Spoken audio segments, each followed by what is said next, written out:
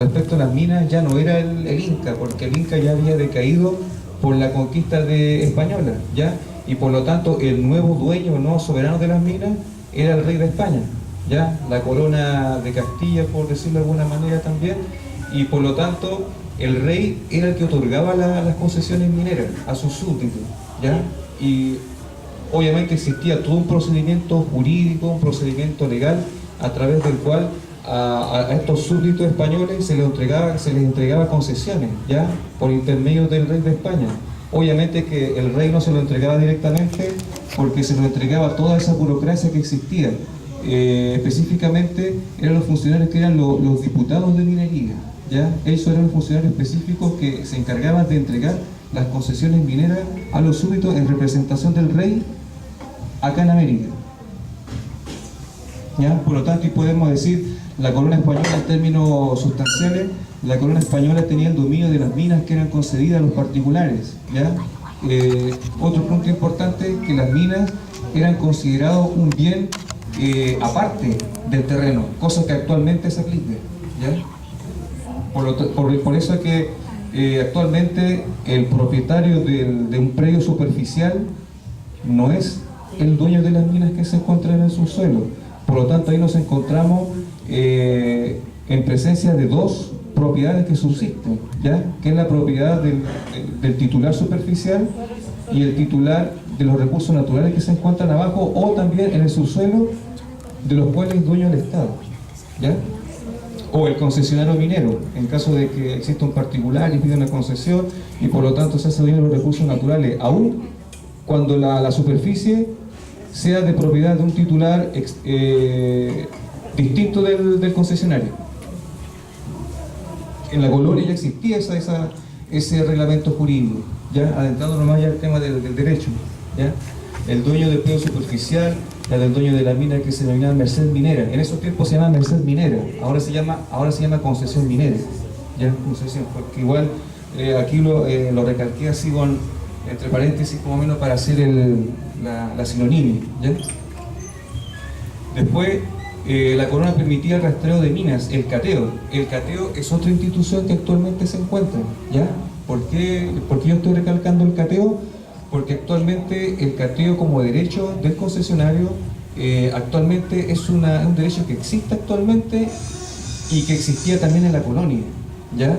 Por lo tanto, todas las disposiciones que ustedes vean o reglas del derecho minero actual ya existían en la colonia, existían en los orígenes de la República y por lo tanto han subsistido hasta el día de hoy. En la literatura jurídica, cuando uno estudia derecho, doctrinariamente siempre se dice que el derecho minero es uno de los derechos más antiguos, ¿ya? Y no es en vano decir eso, porque obviamente durante el tiempo ha cruzado muchos periodos de la humanidad y prácticamente sigue siendo el mismo, ¿ya? Lo único que se le ha cambiado ha sido el nombre, ¿ya? El concesionario minero estaba sujeto a las siguientes obligaciones: a pagar el quinto real, ¿ya? ¿Qué es el quinto real? Por ejemplo, una situación sencilla: si alguien extraía 100 kilos de oro, está obligado a pagar la quinta parte, o sea, el 20%, o sea, 20 kilos de oro, ¿ya? Hoy en día se paga lo que es la patente minera, ¿ya?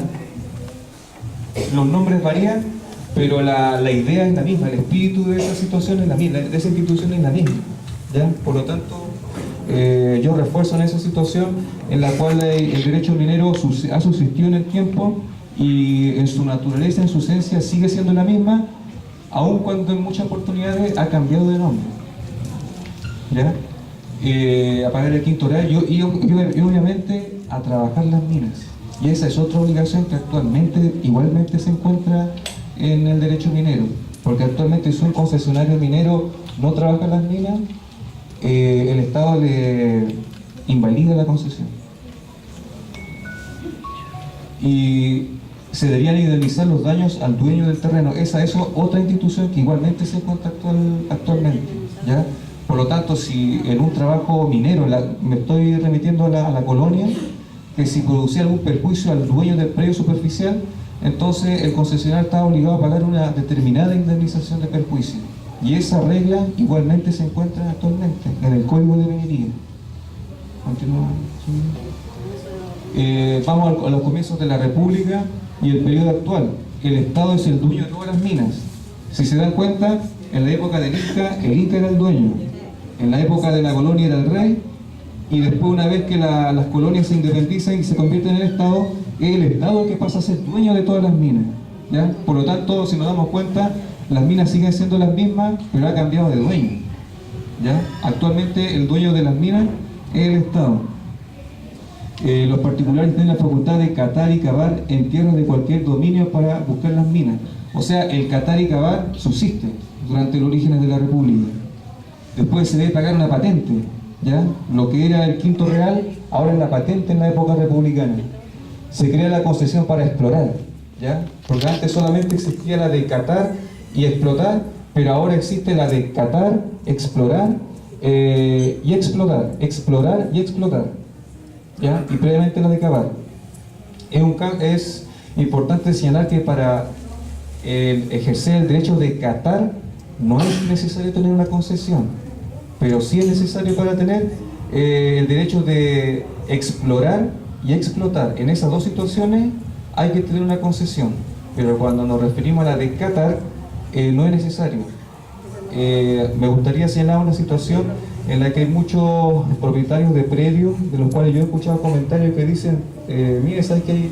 Yo a veces veo camiones o veo vehículos que están andando en la noche y están haciendo como agujeros. Entonces, si uno se pone a revisar en el Senagiomín o en el Ministerio de Minería o en el Ministerio de Energía, y si nos damos cuenta que no hay ninguna concesión otorgada a esas personas que están haciendo prácticas, lo más probable es que estén efectuando una labor de cateo, ¿ya? Porque en la labor de cateo no es necesario tener una concesión, pero sí es obligatorio para explorar y explotar, ¿ya? Ya, como les había mencionado, el Estado tiene el dominio de todas las minas, ¿ya? De carácter absoluto, exclusivo, inalienable e imprescriptible. Ahí me gustaría introducirme más que todo en el ámbito de imprescriptible, ¿ya? Y haciendo una conexión con los derechos ancestrales de los pueblos originarios, porque aquí hay un choque de derechos, en la cual lamentablemente los derechos de los pueblos indígenas perdieron, ¿ya? ¿Por qué? Porque al señalar que el Estado es el dueño de todos los recursos naturales, tanto los que estén en el suelo como en el subsuelo, es de soberanía, incluso dice es de soberanía del Estado, es de propiedad, es del soberano y de manera imprescriptible. ¿Y a qué me refiero con imprescriptible? A que los pueblos indígenas, ante esta situación, no podrían alegar el derecho tradicional o ancestral ante el dominio que ya tiene el Estado sobre los recursos naturales, ¿ya? Por lo tanto, una comunidad indígena no podría decir, oigan, ¿saben qué? Ustedes no pueden explotar estos recursos naturales porque nosotros hemos vivido acá ancestralmente y por lo tanto estos son nuestros territorios y por lo tanto los recursos naturales que se encuentran tanto en el subsuelo como en el suelo nos pertenecen por propiedad ancestral. Ante esa situación, lamentablemente, no tendría ninguna validez de propiedad ancestral, ¿ya? Es duro lo que uno dice, pero hay que decir las cosas como son, ¿ya? No inventar unas cositas, utilizar eufemismo o evadir lo que es la realidad o cómo son las cosas, ¿ya? No, lamentablemente no es la situación que uno quiere, pero es la realidad, sin perjuicio de que pueda tener eventualmente una solución, ¿ya? Y por lo tanto los pueblos indígenas no podrían alegar la propiedad tradicional, ¿ya? Incluso el convenio 169 así lo señala, porque el convenio 169 otorga el derecho a los pueblos indígenas en relación a los recursos naturales, pero solamente para ser utilizados, administrados y conservados, pero en ningún momento menciona un derecho de propiedad, ¿ya? Entonces, ante esa situación, el convenio 169 no estaría amparando el tema de los recursos naturales de los pueblos indígenas, ¿ya? Pero sin embargo, esa facultad de entregar derechos a los pueblos indígenas respecto a los recursos naturales se la entrega al arbitrio del Estado. Por lo tanto, es el Estado el que determinaría qué recursos naturales pertenecerían a los pueblos indígenas, ¿ya? Y eso voy a recalcarlo cuando avancemos en las diapositivas. Como le acaba de mencionar, los pueblos indígenas tienen derecho a utilizar, administrar y conservar los recursos naturales existentes en sus tierras, ¿ya? No otorga derecho a propiedad sobre los recursos naturales, sin perjuicio de que esta situación vaya evolucionando y efectivamente se produzca esa situación, ¿ya? Es importante mencionar un ejemplo en relación al estado de Dinamarca, ¿ya? En la cual el año 1991, en la conferencia NUC, el pueblo inuit con el estado de Dinamarca llegaron a un acuerdo, ¿ya? En la cual el pueblo inuit logró la libre determinación en relación a sus territorios y recursos naturales, ¿ya? Y por lo tanto el pueblo inuit tiene la libre determinación sobre sus recursos naturales, ¿ya? Por lo tanto, según la práctica y la costumbre internacional, y específicamente la práctica internacional de los estados, ha quedado al arbitrio y a la voluntad del Estado el entregar ese derecho a los pueblos indígenas, ¿ya? Uno no dice que eso sea, uno no está diciendo que eso sea perfecto, ¿ya? Es perfectible, ¿ya? Sin perjuicio de que en un tiempo posterior el derecho vaya evolucionando y efectivamente los pueblos indígenas tengan esa soberanía, esa demanda asertiva que tienen en relación a los territorios y sus recursos naturales. Pero lamentablemente la situación actual es esa, sin perjuicio de que como derecho humano vaya evolucionando en el tiempo. Régimen de concesión minera. Como le acabo de mencionar, hay unos que requieren de resolución judicial y las sustancias son las siguientes. Las que menciono que se requieren de resolución judicial son aquellas que tienen una tramitación ante los tribunales de justicia, porque nosotros comúnmente conocemos, sí, hay una empresa que quiere instalarse y quiere obtener una concesión minera, entonces tiene que ir a los tribunales de justicia, hacer un procedimiento administrativo dentro de los tribunales para que el tribunal emita una resolución y a través de esa resolución tenga una concesión minera, ¿ya? Y posteriormente a eso siguen las autorizaciones ambientales, pero voy a detenerme solamente en la concesión minera, en la cual se requiere de un trámite ante los tribunales, ¿ya? Entonces, en esta situación no se requiere resolución judicial, ¿ya? Hay recursos naturales que requieren un trámite judicial como el que le acabo de mencionar, y hay recursos naturales de los cuales no se requiere de un trámite judicial, ¿ya? Entonces hay que distinguir esa situación, porque en la práctica produce mucha confusión, ¿ya? No sé si hasta ahora más o menos aclarar un poquito la situación, el entramado que se produce, porque en relación a aquellos recursos naturales que no requieren de una sentencia judicial, es directamente el Estado y sus empresas las que hacen la explotación, ¿ya? Por los particulares a través de concesiones administrativas, ¿ya? En esta situación, en la letra B se encontraría la energía geotérmica, ¿ya? A través de contratos especiales de operación procede la consulta indígena del convenio 169 reglamentada por el decreto supremo número 66, ¿ya? Con respecto a los recursos naturales que no requieren de sentencia judicial, son aquellos recursos naturales que son explotados directamente por el Estado y sus empresas, ¿ya? Esa es la base, ¿ya? El Estado en esta situación no requiere de una sentencia judicial, y a su vez también hay que aprender a distinguir de que solamente se aplica en relación a estos recursos naturales, ¿ya?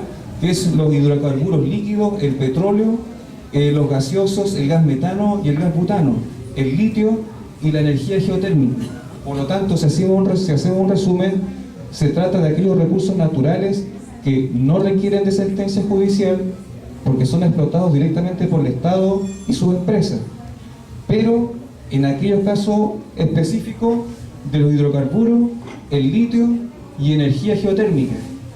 Solamente en estos tres casos se puede hacer una explotación minera sin necesidad de una sentencia judicial, ¿ya? Y son aquellos casos en que lo hace el Estado directamente y su empresa, y solamente con respecto a estos recursos naturales, ¿ya? En relación al petróleo está ENAMI, un ejemplo, el gas metano, el gas butano, el litio, que actualmente se está explotando, según tengo entendido, en la localidad de Peine, ¿ya? En la segunda región, y la energía geotérmica.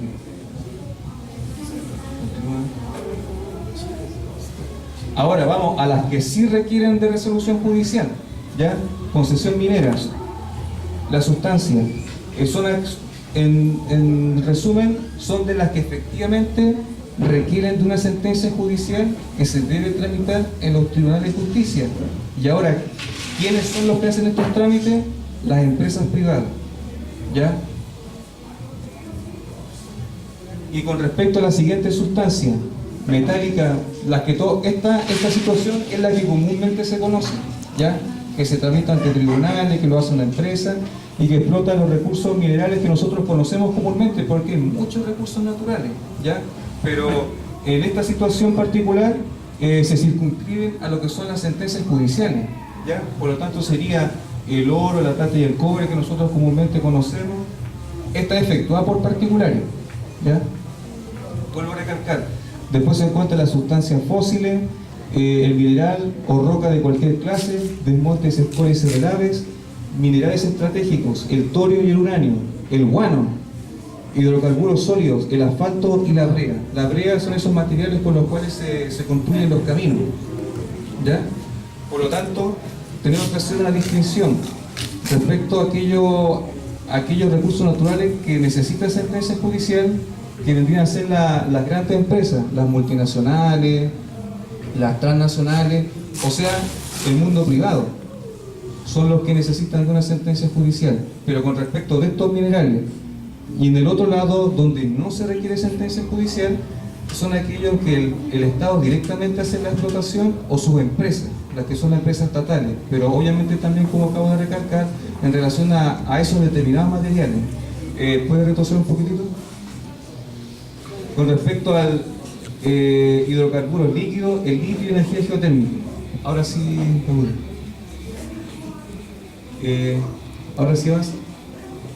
Ya. Ahora, se encuentran las sustancias que no se consideran minerales, ¿ya? Porque las dos anteriores, en las cuales nosotros hemos hecho el análisis, sí se consideran sustancias minerales, las cuales están regidas por el Código de Minería, ¿ya? Esas necesariamente deben ser explotadas y obtener la respectiva concesión, ya sea por particulares, y aquellas que no requieren de concesión, que son efectuadas por el Estado y su empresa. Pero ahora cambiamos el régimen y nos vamos a aquellos recursos que no se consideran recursos minerales, por lo tanto no están regidos por el Código de Minería, ¿ya? Se excluyen de la legislación minera, se aplica el Código Civil, no se consideran minas. Estas sustancias son de propiedad del dueño de la tierra. Acá hay un punto muy importante, porque también trata de las arcillas superficiales, arenas, rocas y demás materiales aplicables directamente a la construcción.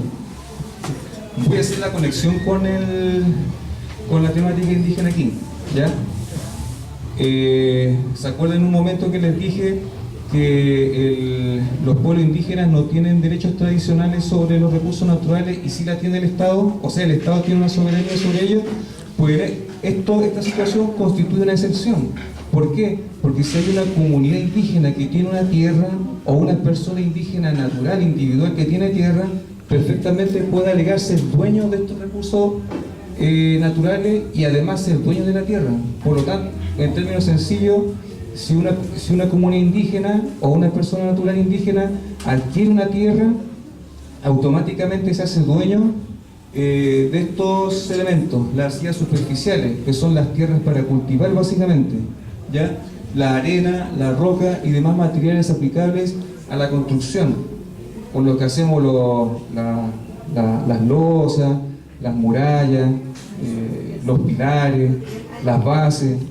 Por lo tanto, si compramos un terreno y ese terreno tiene bolones, o tiene arena, o tiene arcilla, o un material que sea útil para la construcción, nosotros automáticamente nos hacemos dueños de esos recursos naturales. Pero esto es aplicable a todo ciudadano, ¿ya? Esto no es una regla que se aplique específicamente a los pueblos indígenas. Esto es solamente es como quien dice, es un chiripazo, porque estos derechos se le otorgó a todo ciudadano, y dentro de esos ciudadanos están los pueblos indígenas, que igualmente pueden hacerse dueños de estos recursos naturales. En esencia son recursos naturales, pero no se consideran minas, porque el Estado no es dueño de esos recursos, sino el dueño de la tierra se hace propietario de estos recursos. En cambio, en relación a los otros recursos naturales que he mencionado, es imposible que se haga dueño, a no ser de que obtenga una concesión.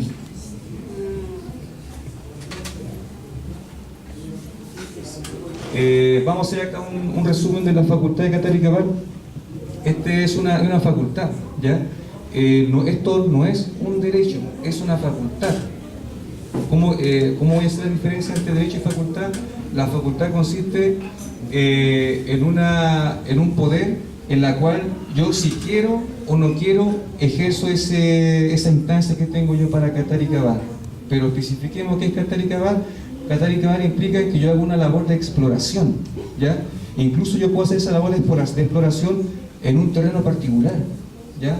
En el cual yo no soy propietario y yo puedo llegar y entrar y la hago. Empiezo a hacer hoyos, empiezo a escarbar y empiezo a introducir máquinas especializadas para determinar si efectivamente 50 metros más abajo efectivamente hay recursos naturales. Incluso puedo entrar sin la autorización del dueño del predio, ¿ya? Y eso se refiere en aquellos casos específicos en donde la tierra no esté ni cercada ni sembrada. O sea, yo entro a un terreno pelado, pero que efectivamente tiene dueño. Entonces yo entro y como no está ni cercado ni sembrado, llego, me introduzco y la hago, como quien dice, ¿ya? Pero en aquellas situaciones en las que efectivamente haya un cerco y esté sembrado, en esa situación se requiere un permiso del propietario, ¿ya? Pero sin embargo, describiendo la primera situación, eso ya implica un peligro de por sí mismo, ¿ya? Y para Catari-Cabal no se requiere una concesión de los tribunales de justicia, ni tampoco se requiere un permiso del propietario de la tierra, ¿ya? En términos generales, en primera instancia, ¿ya? Por lo tanto, eso implica como una incomodidad, como un riesgo, porque igual si nosotros tenemos grandes extensiones de tierra y nosotros vemos una polvadera que se está generando por ahí, entonces nosotros vamos a ver y nos vamos a dar cuenta de que hay una persona que está excavando la tierra, la superficie de la tierra con un taladro, está colocando una máquina. Entonces perfectamente puede decir y el titular le pregunta a esa persona: oiga, ¿usted tiene algún permiso o alguna autorización? Porque yo no le he dado permiso como propietario. Entonces la otra persona le puede responder: es que yo estoy ejerciendo mi facultad de Catari-Cabal y según la ley yo no necesito la autorización del propietario.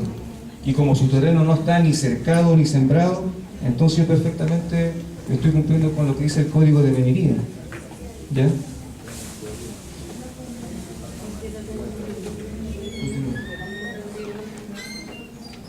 Ya, como les mencionaba, los terrenos no cultivados ni cercados que son de propiedad privada, ya en estos casos el catador puede llegar y entrar sin permiso de nadie, ni siquiera del dueño. Continúa. ¿Puedo preguntar? Al final, tipo de terreno para Catari-Cabal, terrenos en los cuales está prohibido Catari-Cabal, ¿ya?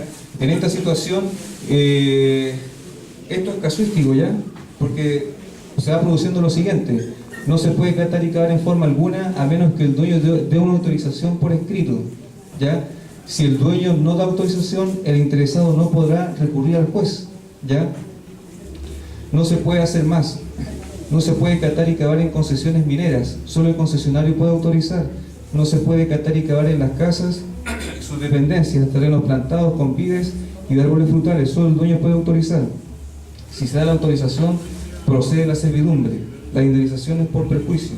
Esto se refiere al caso de que el terreno del titular esté cercado y esté sembrado. En esa situación, el catador necesita pedir la autorización respectiva, ¿ya? Y a contrario censo, si el terreno no está ni sembrado, mi cercado perfectamente puede estar. Por lo tanto, la recomendación es que usted cerque su terreno, ¿ya?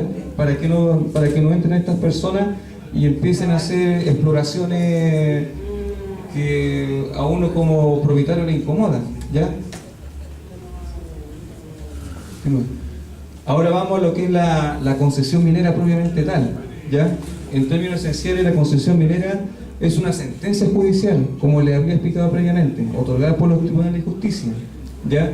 En cuya virtud se declara constituido a favor de quien lo solicite y cumpliendo los requisitos el derecho a investigar o bien el derecho a extraer y apropiarse de un ámbito territorial de determinadas sustancias minerales. Características importantes.